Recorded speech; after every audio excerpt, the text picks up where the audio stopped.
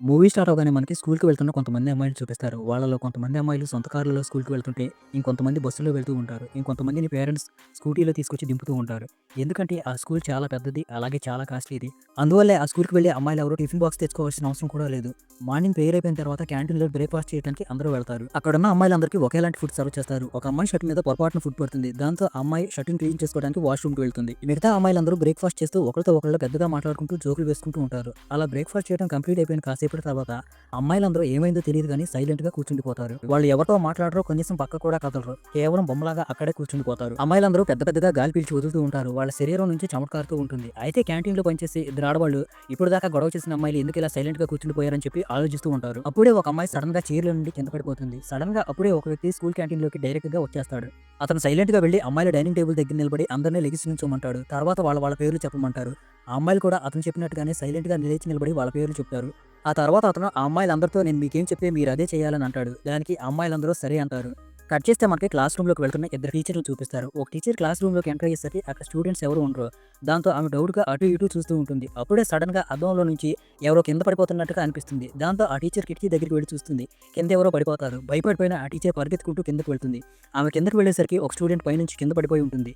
ఆ స్టూడెంట్ తన కళ్ళ ముందే ప్రాణాలు కోల్పోతుంది. దాంతో ఆ టీచర్ భయపడిపోయి పెద్దగా అరుస్తుంది. ఆ సౌండ్ విని అటుగా వెళ్తున్న సెక్యూరిటీ గార్డ్ అటువైపు చూస్తాడు. అతను తలపైకెత్తి చూస్తే మిగిలిన 9 మంది అమ్మాయిలు అక్కడి నుండి దూకడానికి రెడీగా నిలబడి ఉంటారు. అది చూసి భయపడిపోయిన అతను ప్రిన్సిపాల్ రూమ్‌లోకి వెళ్లి జరిగిన సంగతి చెప్తాడు. దాంతో వాళ్ళంతా అమ్మాయిలను కాపాడటానికి పైకి వెళ్తారు. బయటికి వచ్చి అదంతా చూసిన ప్రిన్సిపాల్ షాక్ అయిపోతుంది. ఆ అమ్మాయిలతో కిందకి దిగమని చెప్తుంది. అయితే దానికి ఆ అమ్మాయిలు మీరు గాని మమ్మల్ని కాపాడటానికి వస్తే మేము ఇక్కడ నుండి దూకి చచ్చిపోతామని వార్నింగ్ ఇస్తారు. దాంతో ప్రిన్సిపాల్ మిగతా స్టాఫ్‌ని తీసుకొని ఆ అమ్మాయిని కాపాడటానికి పైకి వెళ్తుంది. అయితే ఆ స్టూడెంట్స్ అప్పుడు కూడా టీచర్ వైపు చూస్తూ మీరు కానీ మమ్మల్ని కాపాడటానికి ట్రై చేస్తే మేము చచ్చిపోతాం. అంకుల్ మమ్మల్ని ఇక్కడ నుండి 3 గంటలకి దూకమని చెప్పాడని చెప్తుంది. అయినా కానీ ఆ ప్రిన్సిపాల్ ఆ అమ్మాయిల మాటలు పట్టించుకోకుండా ఒక అమ్మాయిని కాపాడటానికి ముందుకొస్తుంది. అయితే ఒక అమ్మాయి దూకేయబోతుంది. దాంతో భయపడిపోయిన ప్రిన్సిపాల్ వెనక్కి వెళ్ళిపోతుంది. అప్పుడు ఆ అమ్మాయి మీరు మమ్మల్ని కాపాడటానికి వస్తే మేము ఇక్కడ నుండి దూకి చచ్చిపోతాం. నిజానికి మాకు ఇక్కడ నుండి దూకి చచ్చిపోవాలని లేదు. ఎలాగైనా కానీ మమ్మల్ని కాపాడండి అని చెప్తుంది. అయితే ప్రిన్సిపాల్‌కి ఎలా కాపాడాలో అర్థం కాదు దగ్గరికి వెళ్లకుండా. ప్రిన్సిపాల్ ఒక్కొక్కరికి అర్థమయ్యేలా చెప్పడానికి ట్రై చేస్తుంది. అప్పుడు వాళ్ళలో ఒక అమ్మాయి మాకు ఇక్కడ నుండి దూకి చచ్చిపోవాలని లేదు. కానీ మీరు మమ్మల్ని కాపాడటానికి ట్రై చేస్తే మేము బలవంతంగా ఇక్కడ నుండి దూకి చచ్చిపోతామని చెప్తుంది. అయితే ఆ మాటలేవి పట్టించుకోకుండా అక్కడున్న ఒక సెక్యూరిటీ గార్డ్ ఒక అమ్మాయిని పట్టుకొని కాపాడదామని వెళ్లి అమ్మాయి కాళ్ళు పట్టుకుంటాడు. దాంతో అమ్మాయి అక్కడ నుండి దూకి చచ్చిపోతుంది. తన కళ్ళ ముందే ఆ అమ్మాయి పడిపోవడంతో సెక్యూరిటీ గార్డ్‌కి షాక్ తగులుతుంది. ఆ అమ్మాయి పక్కనే నిలబడిన అమ్మాయి ఆ అమ్మాయిని కూడా కాపాడతాడేమో సెక్యూరిటీ గార్డ్ అని చెప్పి తనంతట తానే అక్కడ నుండి దూకి చచ్చిపోతుంది. మిగిలిన అమ్మాయిలు మొత్తం వాళ్ళ వాచ్‌లో ఎప్పుడెప్పుడు మూడవుతుందా అని చెప్పి వాచ్ వైపు చూసుకుంటూ ఉంటారు. అలా టైం మూడవగానే వాళ్ళందరూ ఒకేసారి అక్కడి నుండి దూకి చచ్చిపోతారు. కట్ చేస్తే మనకి మూవీ హీరో అథర్వను చూపిస్తారు. అథర్వ్ కూతురు పేరు ఆర్య. ఆర్య ఎప్పుడు పిచ్చిదానిలా నవ్వుతూ ఉంటుంది. ఆర్య కదలలేదు, మాట్లాడలేదు. గడిచిన 12 సంవత్సరాల నుంచి ఆర్య అలాగే ఉంది. ఆర్య మీద వశీకరణం జరిగింది. అప్పటి నుండి ఆర్య మాట్లాడలేదు, కదలలేదు. కానీ ఆమె ముఖం మీద ఎప్పుడూ పిచ్చి నవ్వు ఉంటుంది. బ్రేక్‌ఫాస్ట్ చేసిన తర్వాత అథర్వ్ సూపర్ మార్కెట్‌కి వెళ్తాడు. అయితే అక్కడున్న టీవీలో న్యూస్‌లో స్కూల్‌లో జరిగిన సంగతులన్నీ చూపిస్తారు. అది చూసి షాక్ అయిపోయిన అథర్వ్ పరిగెత్తుకుంటూ అక్కడి నుండి ఇంటికి వెళ్తాడు. అక్కడి నుండి అథర్వ్ పరిగెత్తుకుంటూ ఇంటికి వెళ్తాడు. అక్కడి నుండి తన ఇంట్లో ఉన్న ఒక సీక్రెట్ రూమ్‌లోకి వెళ్తాడు. ఆ రూమ్‌కి ఇప్పుడు అథర్వ్ మెడలో ఉంటుంది. ఆ రూమ్‌లో అథర్వ్ ఒకతన్ని బంధించుంచుతాడు. అతని పేరు ప్రతాప్. ప్రతాప్ వశీకరణంలోనే అథర్వ్ కూతురు ఆర్య 12 సంవత్సరాలుగా వశీకరణంలో ఉంది. అక్కడికి వెళ్ళిన తర్వాత అథర్వ్ ప్రతాప్‌తో మాట్లాడుతూ నీకులాగే ఈ విద్య తెలిసిన వాళ్ళు ఇంకెవరైనా బయట ఉన్నారా? వాళ్ళు నీకు తెలుసా? అని అంటాడు. దానికి ప్రతాప్ అవును అని సమాధానం ఇస్తాడు. కట్ చేస్తే మనకి స్కూల్‌లో పోలీసులు ఇంట్రాగేట్ చేస్తున్న ఆ అమ్మాయిని చూపిస్తారు. ఎవరంటే బ్రేక్‌ఫాస్ట్ చేస్తున్న టైంలో ఒక అమ్మాయి షర్ట్ మీద ఫుడ్ పడటంతో ఆ షర్ట్ క్లీన్ చేసుకోవడానికి వాష్‌రూమ్‌లోకి వెళ్తుంది కదా ఆ అమ్మాయి. ఆ అమ్మాయి ఏడుస్తూ చెప్తుంది. నేను బ్రేక్‌ఫాస్ట్ చేస్తున్నప్పుడు నా షర్ట్ మీద ఫుడ్ పడింది. దాంతో నేను అది క్లీన్ చేసుకుందామని చెప్పి వాష్‌రూమ్‌లోకి వెళ్ళాను. అయితే నేను వాష్‌రూమ్‌లో నుండి తిరిగొచ్చేసరికి అమ్మాయిని చూస్తే అందరూ సైలెంట్‌గా ఉన్నారు. చాలా భయపడిపోతున్నారు. దాంతో నాకు భయమేసి నేను బయటికి రాకుండా వాష్‌రూమ్‌లోనే కూర్చుండిపోయానని చెప్తుంది. కట్ చేస్తే మనకు సీనియర్ ఇన్స్‌పెక్టర్‌ని చూపిస్తారు. ఆ ఇన్స్‌పెక్టర్ క్యాంటీన్‌లో ఉన్న అమ్మాయితో మాట్లాడడానికి అక్కడికి వెళ్తాడు. అయితే ఇప్పటికీ ఆ అమ్మాయిలు భయపడుతూ సైలెంట్‌గా కూర్చొని ఉంటారు. ఆ ఇన్స్‌పెక్టర్ అక్కడికి వెళ్లి అడిగితే ఎవరు ఎలాంటి సమాధానం చెప్పరు.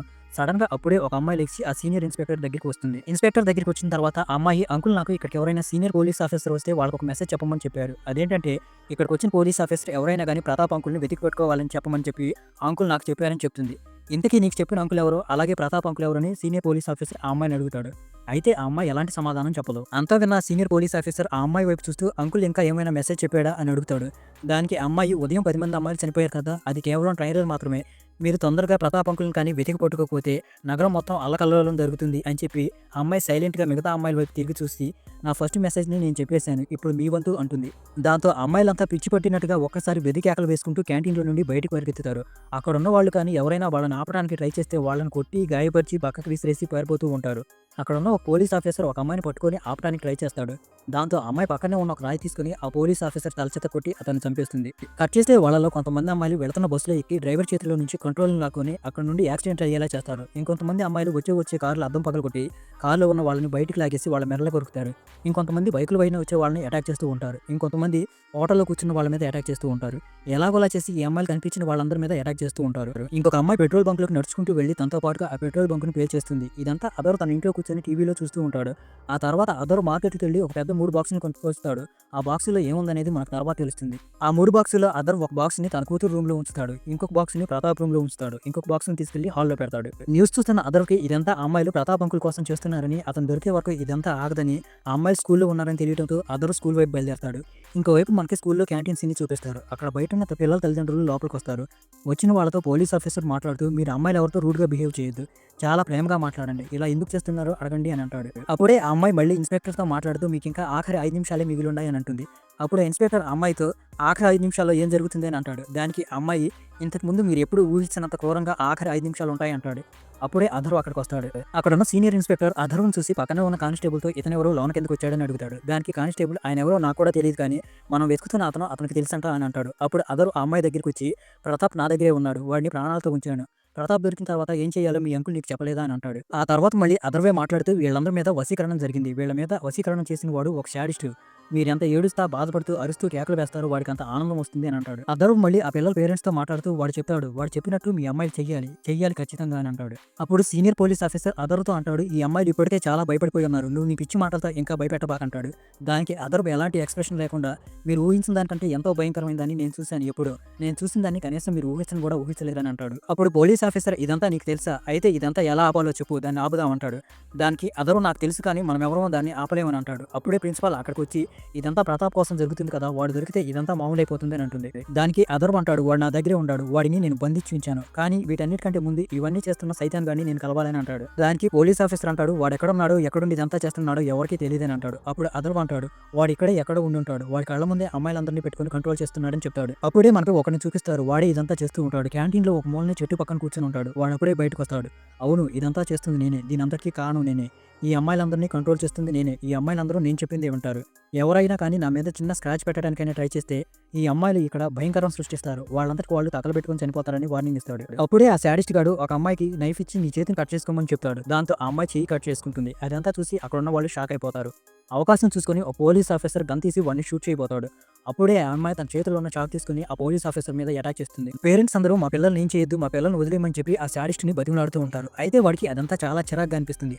అదంతా తట్టుకోలేక వాడు ప్రిన్సిపాల్తో వీళ్ళందరినీ తీసుకుని బయటకు వెళ్ళిపోమంటాడు. దాంతో ఆ ప్రిన్సిపాల్ ఆ పేరెంట్స్ అందరినీ బతిమలాడుతుంది బయటకు వెళ్దామని. అయితే పేరెంట్స్ ఎవరు పిల్లల్ని వదిలిపెట్టి బయటికి రావడానికి ఇష్టపడరు. అదరు కూడా వాడు ఎలా చెప్తే అలా చేయండి, వాడి మాటకి ఎదురు చెప్పొద్దని అంటారు. అయితే ఎవరు అతని మాట కూడా పట్టించుకోరు. అప్పుడు ఆ శాడిస్ట్ గాడు అమ్మాయిలందరినీ చూసి, ఇక్కడ ఉన్న వాళ్ళకి గన్ ఫైర్ చేయడం ఎవరికి వచ్చని అడుగుతాడు. అప్పుడు ఒక అమ్మాయి చేయి ఎత్తుతుంది. దాంతో ఆ శాడిస్ట్ గాడు అమ్మాయిని పిలిచి అమ్మాయి చేతిలో గన్ పెట్టి, ఇక్కడ ఉన్న వాళ్ళందరినీ ఒకసారి బయటకు వెళ్ళమని చెప్పు, ఎవరైతే ఇక్కడ నుండి బయటకు వెళ్ళరో అప్పుడు వాళ్ళందరినీ ఈ గన్ పెట్టి షూట్ చేసి చంపేయమని చెప్తాడు. దాంతో ఆ అమ్మాయి గన్ ఫైరింగ్ చేయడం స్టార్ట్ చేస్తుంది. మొట్టమొదటిగా ఆ అమ్మాయి వాళ్ళ అమ్మా నాన్నల్ని కాల్చుతుంది. దాంతో భయపడిపోయి పేరెంట్స్ అందరూ బయటకు వెళ్ళిపోతారు. ఆ తర్వాత ఆ శాడిస్ట్ గాడు అదరుతో మాట్లాడటం స్టార్ట్ చేస్తాడు. అప్పుడు ఆ శాడిస్ట్ గాడు అదరుతో మాట్లాడుతూ, చెప్పు మా అన్నయ్య ఎక్కడ ఉన్నాడు, అసలు మా అన్నయ్య నీకు ఎలా తెలిసని అంటాడు. దానికి అదరు, వాడిని బంధించి నేను నా దగ్గర పెట్టుకున్నాను, ఎందుకంటే వాడు నా కూతుర్ని వశీకరణం చేశాడు, ఇప్పటికి 12 సంవత్సరాల నుంచి నా కూతురు ఇంకా వాడి వశీకరణంలోనే ఉందని అంటాడు. ఇంకా అదరు అంటాడు, 12 సంవత్సరాల నుంచి ఆ కుక్క నా దగ్గర ఉంది, ప్రతిరోజు నన్ను చంపేమని ఆ కుక్క నన్ను బతిమలాడుతూ ఉంటుందని అంటాడు. ఆ మాటలు విని ఆ శాడిస్ట్ కోపం వస్తుంది. ఒళ్ళు దగ్గర పెట్టుకుని మాట్లాడు, లేకపోతే 4 రెగ్గొస్తానంటాడు. దానికి అదరు ఎలాంటి ఎక్స్ప్రెషన్ లేకుండా ఏం చేస్తావు ఏంటి అని అంటాడు. అప్పుడు ఆ శాడిస్ట్ గాడు, నేను ఎలా టార్చర్ పెడతానంటే నువ్వు కనీసం ఎక్స్పెక్ట్ కూడా చేయలేవని అంటాడు. దానికి అదర్, ఇప్పుడు దాకా నేను భరించిన హింస కంటే నువ్వు పెట్టేదేమీ ఎక్కువ కాదు. ఇంకొక విషయం, ఇక్కడున్న అమ్మాయిలు ఏదో చేస్తే నేను భయపడతాను అనుకుంటున్నావేమో, వాటిని ఏమైనా చేసుకో, వాటికి నాకు ఎలాంటి సంబంధం లేదని అంటాడు. నువ్వు నన్ను చంపేస్తావా, చంపేసినా కానీ నాకు ఎలాంటి సమస్య లేదు, ప్రతాప్ గారి గురించి చెప్పలేదని ఈ అమ్మాయిల అమ్మా బాబులు అందరూ నన్ను బతికుండగానే తగలబెడతారా, తగలబెట్టినా కానీ నాకు ఎలాంటి ప్రాబ్లం లేదు, ఎందుకంటే మీలాంటి ఎలాంటి ఎమోషన్ లేని రాళ్ళు లాంటి మనుషుల మధ్యలో చేరి నా గుండె కూడా రాయిలాగా అయిపోయింది. ఆ శాడిస్ట్ ఇంకోసారి అదరునే వాళ్ళ అమ్మాయి గురించి అడుగుతాడు. అప్పుడు అదరు, నేను నీకు వాడి గురించి చెప్పాలంటే ఒకే ఒక కండిషన్ మీద చెప్తాను, అదేంటంటే నా కూతురు ఇప్పటి నుండి 12 సంవత్సరాలుగా వశీకరణంలో ఉంది, ఆ వశీకరణాన్ని నువ్వు తీసేస్తానంటే నేను ప్రతాప్ గారి గురించి నీకు చెప్తానని అంటాడు. వాళ్ళిద్దరూ మాట్లాడుకుంటున్నప్పుడు ఒక అమ్మాయి తుమ్ముతుంది. ఆ తుమ్మతంతో శాడిస్ట్ కి విపరీతమైన కోపం వస్తుంది. అమ్మాయిని శ్వాస తీసుకోకుండా సైలెంట్ గా కూర్చోమంటాడు. అలా శ్వాస తీసుకోకుండా కూర్చోవడం వల్ల అమ్మాయి కొట్టుకొని అక్కడే చనిపోతుంది. మళ్ళీ అథర్వ్ ఎలాంటి ఎక్స్‌ప్రెషన్ లేకుండా శాడిస్ట్ గాడితో మాట్లాడుతూ నేను ఇక్కడి నుండి వెళ్ళాలి. వెళ్ళకపోతే నీ అన్న కూడా అమ్మాయి లాగానే కొట్టుకొని సస్తాడని అంటాడు. అప్పుడు ఆ శాడిస్ట్ గాడు అథర్వ్ పెట్టిన కండిషన్‌కి ఒప్పుకుంటాడు. అప్పుడు ఆ శాడిస్ట్ గాడు ప్రిన్సిపాల్ దగ్గరికి వెళ్లి మేము ఇక్కడ నుండి బయటికి వెళ్ళాలి. మాకు 2 బస్సులు, ఒక డ్రైవర్ కావాలని చెప్తాడు. అలాగే అరేంజ్ చేయడంతో అమ్మాయిలందరినీ ఎక్కించుకొని అథర్వ్‌తో పాటు కలిసి బస్సులో అథర్వ్ వాళ్ళ ఇంటికి వెళ్తూ ఉంటారు. అయితే వాళ్ళు బస్సులో అక్కడ నుండి వెళ్తున్నప్పుడు ఫుట్‌పాత్ పైన ఎవరో అమ్మాయి పడుకున్న వాళ్ళది రాయి తీసుకొని తల పగలగొడుతూ ఉంటుంది. ఆ శాడిస్ట్ గాడు అమ్మాయిని చూసి వచ్చి బస్సులో ఎక్కి మాతో పాటు రమ్మంటాడు. అయితే ఆ అమ్మాయి బస్సులోకి రాకుండా విచిత్రంగా అక్కడ నుండి వెనక్కి తిరిగి పరిగెత్తుతుంది. ఇదంతా చూస్తున్న అథర్వ్ కూడా వశీకరణంలో ఉన్న అమ్మాయి వీడు పిలిస్తే రాకుండా ఎందుకు పరిగెత్తిందా అని ఆలోచిస్తూ ఉంటాడు. అప్పుడు అథర్వ్ మళ్ళీ శాడిస్ట్ గాడితో మాట్లాడుతూ ఏమైంది సడన్ గా మీ అన్న మీద ఇప్పుడు ప్రేమ పుట్టుకొచ్చింది, ఎన్ని సంవత్సరాల తర్వాత వచ్చావని అంటాడు. దానికి ఆ శాడిస్ట్ గాడు మా అన్నయ్య అంటే నాకు చాలా ఇష్టం. మా అన్నయ్య కాదు, నాకు గురువుతో సమానం.